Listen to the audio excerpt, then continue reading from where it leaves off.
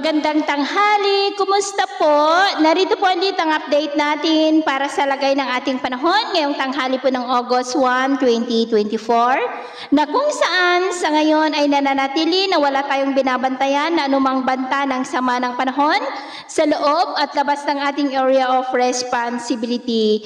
At base po dito sa pinapakita ng forecast model na ating ginagamit ay consistent pa rin na walang bagyo na namamataan na tatawid po dito sa ating bansa hanggang sa susunod na 2 linggo ay posibleng storm free po tayo. Pero sa ngayon, ang habagat ay umiihip po sa western section ng ating bansa at southern Mindanao na siya pong dahilan ng mga isolated rains na madalas po natin na nararanasan, lalo na po sa dakong hapon at gabi. At sa lagay ng ating panahon, ngayong tanghali ay nagsisimula na ulit ang maulap na kalangitan with isolated rains sa ilang bahagi ng Northern Luzon, Central Luzon, Metro Manila, ilang bahagi ng Southern Luzon, Kabisayaan at Mindanao. At sa susunod na mga oras ay mas maulap ang kalangitan at mas mataas na ang tsansa ng mga isolated light to heavy rains sa may Ilocos Region, Cordillera, Cagayan Valley, Central Luzon, ilang bahagi ng Metro Manila, Calabarzon, Mimaropa, Bicol Region, Panay Island, Negros, Cebu, Bohol, Leyte,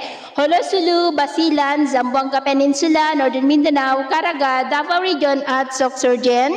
Kaya mag-ingat po tayo sa posibleng banta pa rin ng mga pagbaha at pagguho ng lupa.